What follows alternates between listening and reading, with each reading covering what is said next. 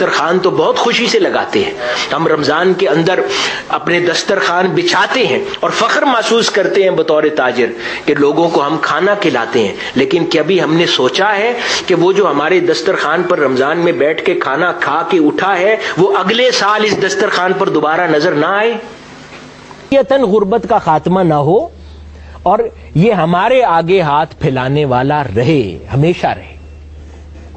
تو اس وجہ سے یہ وہ سوچ ہے اسلامی نظام معیشت. زکوٰۃ کی تقسیم کے حوالے سے بھی سیدنا عمر فاروق رضی اللہ تعالیٰ عنہ نے فرمایا کہ زکوٰۃ اپنی اس طرح تقسیم کیا کرو کہ جو مانگنے والا ہے وہ اغنیاء میں شامل ہو جائے، وہ غنی ہو جائے، وہ دوبارہ تمہارے آگے مانگنے والا نہ ہو. یعنی اس طرح زکوٰۃ دو.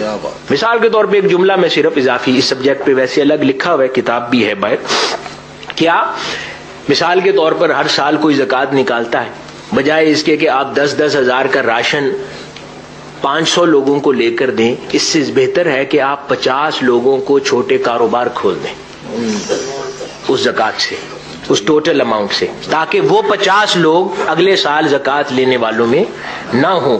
یہ تصور ہے اسلامی نظام معیشت کا جس کی طرف توجہ مرکوز کروائی گئی ہے. صرف آخری روایت سیدنا عمر فاروق رضی اللہ تعالیٰ عنہ کا، اس سے آپ کو کل نظام معیشت سمجھ آ جائے گا. میں پھر بات ختم کر رہا ہوں. 18 ہجری کا واقعہ ہے. مدینہ منورہ میں بہت سخت قحط آ گیا، لوگ بھوک سے مرنے لگے، افلاس بہت بڑھ گیا اور بہت عرصہ بارش نہ ہوئی اور قحط سالی ہو گئی. سیدنا عمر فاروق رضی اللہ تعالیٰ عنہ نے جو ریاست کے وسائل میں تھا آپ نے وہ سب لوگوں میں تقسیم فرما دیا. اس سے بھی ضرورت پوری نہ ہوئی تو آپ نے اللہ رب العزت کی بارگاہ میں پھر دست دعا دراز فرمائے اور دعا فرمائی اور عرض کیا کہ میرے مولا، یہ مدینہ المنورہ کی اس رعایا پر تو اپنے کرم اور رحمت کی اتنی موسلا دھار بارش فرما کہ ان کی تکلیف دور ہو جائے. اللہ رب العزت نے اس دعا کو قبول فرمایا اور اتنی بارش ہوئی کہ وہ قحط سالی جاتی رہی. جب یہ واقعہ رونما ہو چکا تو اس کے بعد اپنے احباب اور لوگوں میں سیدنا عمر فاروق امیر المومنین تشریف فرما تھے. آپ نے فرمایا اب یہ تصور ہے اسلامی نظام معیشت کا، اب اس کا اطلاق آپ ملکوں پہ بھی کر لیں اور ذاتی افراد اور زندگیوں پر بھی کر لیں. یہ کل خلاصہ ہے اس واقعے کے اندر.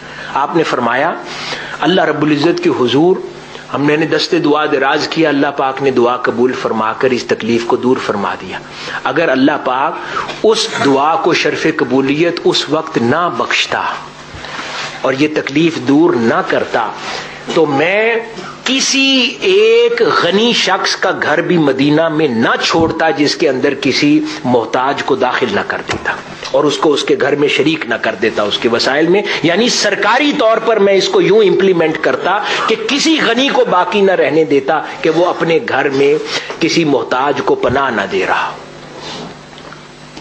اسی وجہ سے آقا علیہ الصلوۃ والسلام کی حدیث مبارکہ نظام معیشت کے تناظر میں فرمایا کہ اپنی معیشت کو یوں تقسیم کرو کہ ایک شخص کی خوراک 2 لوگوں کے لیے کافی ہو جائے، 2 کا کھانا 4 کے لیے کافی ہو جائے، 4 کا کھانا 8 کے لیے کافی ہو جائے.